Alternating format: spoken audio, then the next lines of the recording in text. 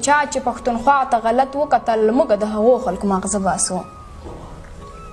دوباره چا چې پښتونخوا ته غلط وکتل موږ د هغو خلکو ماغزه باسو. لکه څنګه چې انار دی داسې تک سره ننګي وای چې رنګ خوند ورپکې نه وي زمزمه ولې اوږده کړي چې شوخۍ نه یې موږ خلاص شو. دا اجنۍ د خدای واده کړي.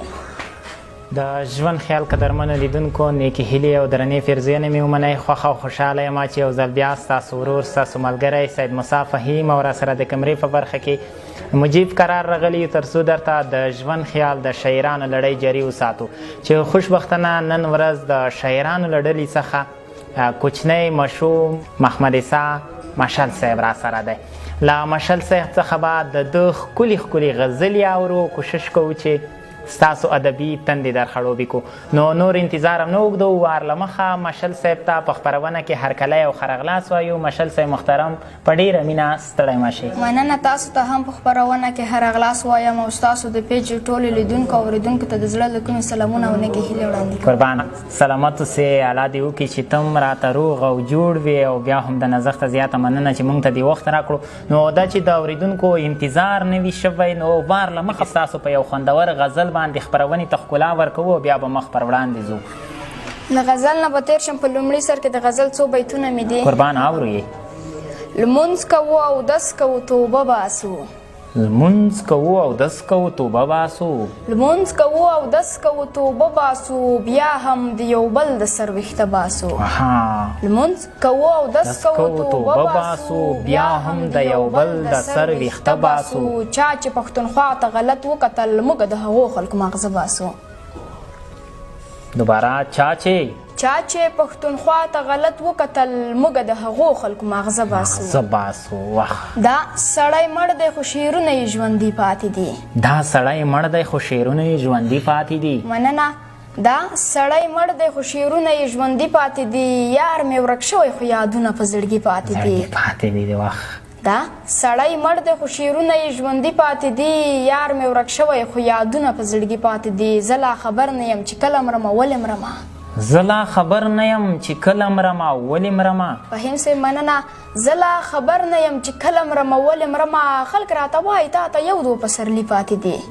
قربان اورو دغه کمال دی. زه لا خبر نه یم چې کله مرمه ولې مرمه. خلک راته وایي تا ته یو دو پسرلي پاتې دي. په دې جهان کې څو بدرنګ څیزونه اوس هم وینم. مننه. په دې جهان کې څو بدرنګ څیزونه اوس هم وینم. یو یې دا جنګ دی بل له کرکې نه کالي پاتې دي. څوک چې ټوپک او د وسلو په ملګرتیا خوشحال دي. دا خلک روغ نه دي دوی هسې لیوني پاتې دي. څوک چې ټوپک او د وسلو په ملګرتیا خوشحال دي. دا خلک روغ نه دي دوی هسې لیوني پاتې دي. په دغه غرونو او سیندونو غمي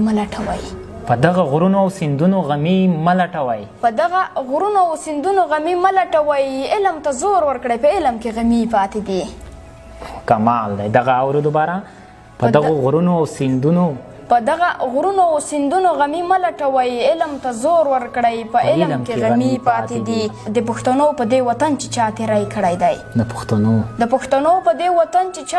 کړی دی. د هغو خلکو اوس هډوکې او تندي پاتې دي. کمال دی. د عیسی خان په زړه کې یاره زما. څو اسویلي نری پاتې دي. قربان. مشل صاحب محترم یوې وړې پوښتنې ته راځمه. ولې غزل ته راغلی؟ ولې د شعر ولیکو؟ څنګه درته دغه ډګر کیف درکو؟ بس په دې خو زه هم نه پوهېږم چې څنګه غزل د شاعرۍ ته راغلم. خو بس د وطن د دې حالات له لاسه کیدی شي. باعث دغه حالات دي چې دې پرې نه خو دې باید دغه کم روان حالات چې دي دا باید په شعر کې انعکاس شي تر څو د نورو خلکو تر غوږونو ورسیږي. ډېر ښه دي کړي دي مشل صاحب. دا چې ستا عمر هم دومره نه دی چې تر څو پوښتنو ته ځواب ورکړي. راسن د غزل یې اورو. یو غزل دی. اورو یې. کاش کې ټول ژوند خوشحالي وای. کاشکې ټول ژوند خوشحالي وای کاشکې ټول ژوند خوشحالي وای دا سپینګیري مو زلمي وای نصیحت نه وای بېغمه ټول شیخان مو لیوني وای کاشکې ټول ژوند خوشحالي وای دا سپینګیري مو زلمي وای نصیحت نه وای بېغمه ټول شیخان مو لیوني وای لکه څنګه چې انار دي لکه څنګه چې انار دي داسې تک سره ننګي وای دغه یو لوشکد مو نه وای دنګې مو ځواني وای لکه څنګه چې انار دي داسې تک سره ننګي وای دغه یو لوشکد مو نه وای دنګې مو ځواني وای دا کوکنار ټول وای ورک شوي دا کوکنار ټول وای ورک شوي په پټو شنه سپیلني وای تورتمونه وای ورک شوي هرې خوا ته رڼایي وای دا کوکنار ټول وای ورک شوي په پټو شنه سپیلني وای تورتمونه وای ورک شوي هرې خوا ته خوشحالي وای عیسی خان د کلي خان وای قربان سلامت اوسې ښکلی غزل و دلته یو بل غزل دی ما اوریده چې ستا د خبرو نه په شعر کې ډېر غټ مفهوم پروت دی نو غواړو چې د شعر نه دې خلک خوند واخلي مننه یو بل غزل دی دا ژوندون کله مزه کړي دا ژوندون کله مزه کړي څوک خوشحاله او څوک خفه کړي چې رنګ خوند ورپکې نه وي زمزمه ولې اوږده کړي واقعیت دی چې رنګ خوند ورپکې نه وي زمزمه ولې اوږده کړي چې شوخۍ نه یې موږ خلا شو دا جنۍ د خدای واده کړي کمال دی یاره دغه دوباره اورو چې رنګ خوند ورپکې نه وي زمزمه ولې اوږده کړي چې شوخۍ نه یې موږ خلا شو دا جنۍ د خدای واده کړي چې پښتون ته سپک ورګوري دغه خلک د خدای مړه کړي امین دغه چې پښتون ته سپک ورګوري دغه خلک د خدای مړه کړي کاشکې سوله شي راویښه کاشکې سوله شي راویښه دغه جنګ د خدای ویده کړي سا خوښه او که خفه شو چې جومات کې هم ټپه کړي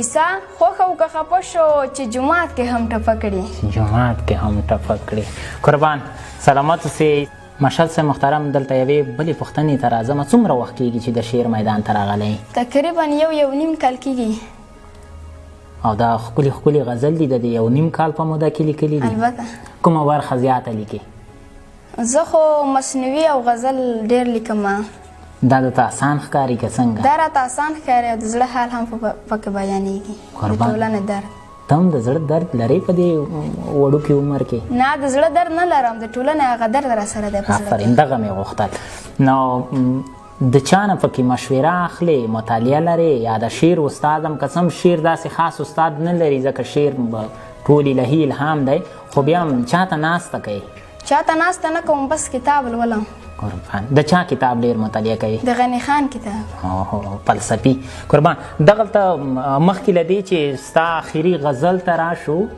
کوچنیو ماشومانو بلکې غټو شاعرانو ته دې پیغام غواړم دوی ته مې دا پیغام دی چې دوی د وخت انعکاس په سمه بڼه سره وکړي او په شعر کې د ټولنې درد د خلکو درد دا راونغاړي او ټولنې ته یې وړاندې کړي قربان سلامت اوسې د شعر تر څنګ ستا په دغه کوککۍ ژبه کې هم ډېر مفهوم پروت دی ستا آخري غزل اورو مشل صاحب بیا به په ډېرې ناهیلۍ سره دغه پروګرام پای ته رسوو له غزره تېرېږم یو نظم مې په د 2-3 ورځې کې لیکلی دی دا به اورو هغه بوټپاکی ماشوم هغه بوټپاکی ماشوم چې بوټان رنګول څه په واړو لاسو یې لوی او غټان رنګول هغه بوټپاکی ماشوم چې بوټان رنګول څه په واړو لاسو یې لوی او غټان رنګول چا به ښکنځل ورته کړل چا به ښکنځل ورته کړل چا به پیسې ورنه کړې چا به ښکنځل ورته کړل چا به پیسې ورنه کړې دی په ژړا شو سخت خو یې ښېرې ونه کړې چا به ښکنځل ورته کړل چا به پیسې ورنه کړې دی په ژړا شو سخت خو یې ښېرې ونه کړې ځینو به دته وي سپین سترګی ماشوم ځینو به دته وي سپین سترګی ماشوم ځینو به ده پسې خبرې کړلې دی و حیران چې ما کې څه کمی دی زه هم انسان په ما کې څه کمی دی دی و حیران چې ما کې څه کمی دی زه هم انسان په ما کې څه کمی دی دی و روان په مینه کور ته دی و روان په مینه کور ته په لار کې دومره سخت باران شروع شو چې له لاسو یې د بوټ رنګ پرېوتو ځمکې ته ورسېد شیشې شو ډېره درده یې دا چیغه وکړه. د ډېره درده له ډېره درده یې دا چیغه وکړه اخ د بوټو رنګ مې ټوټې ټوټې شو. ما سره دومره پیسې نشته دی چې ځان ته بل د بوټو رنګ پرې واخلم. ما سره دومره مننه ما سره دومره پیسې نشته دی چې ځان ته بل د بوټو رنګ پرې واخلم او خپل کوچني ورور ته رنګ پرې واخلم. دی په همدې فکرو تر کور ورسېد. دی په همدې فکرو تر کور ورسېد. ګوري چې کور ورته باران ړنګ کړی هغه ظالم او سخت طوفان ړنګ کړی. دی په همدې فکرو تر کور ورسېد. ګوري چې کور ورته باران ړنګ کړی هغه ظالم او سخت طوفان ړنګ کړی. داسې صحنه یې په دې سترګو لیده بهیم صاحب. داسې صحنه یې په دې سترګو لیده خلک د مور جسد له خاورو باسي د کوچني ورور جسد له خاورو باسي. داسې صحنه یې په دې سترګو لیده چې خلک د مور جسد له خاورو باسي د کوچني ورور جسد له خاورو باسي. له ډېره درده یې بیا چیغه وکړه. له ډېره درده یې بیا چیغه وکړه کاشکې پیدا نه وای په دې دنیا کې دا تماشا نه وای په دې دنیا کې. قربان دا دې په دې وړو لاسونو لیکلي دي؟ البته. راکړه لاسونه. د ژوند خیال قدرمنو لیدونکو که څه هم زموږ او ستاسو په ټولنه کې لوړ لوړ شاعران موجود دي.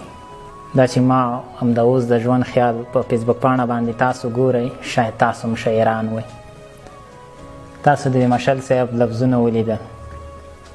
د مشل صاحب عمر د هغې کوکۍ ژبه او د هغې هغه خیال چې زه یې تعریفولی نشم. نو له تاسو نه مې دا هیله ده چې دغه خپرونه در سره بار بار شیر کوي تر څو د مشل صاحب هغه لفظونه چې ده په دې کوکۍ ژبه تاسو ته در وړاندې کړل تر ډېرو هغو شاعرانو چې هغه خدای ما که یو بل طرف ته د دوی شعر کش کوي تر هغې ورسیږي تر څو دوی هم د مشل صاحب له شعر څخه یو نوی الهام واخلي. نو دا وه زموږ خپرونه چې د کوچني ورور محمد عیسی مشل صاحب سره هم درلوده. تر بلې چې بیا ځان تر یو بل کوکي رسوو تر هغې ما سید موسی فهیم او راسره د کمرې په برخه کې ګران ملګری مجیب قرار ته اجازه راکوئ. تر هغې د الله په امان.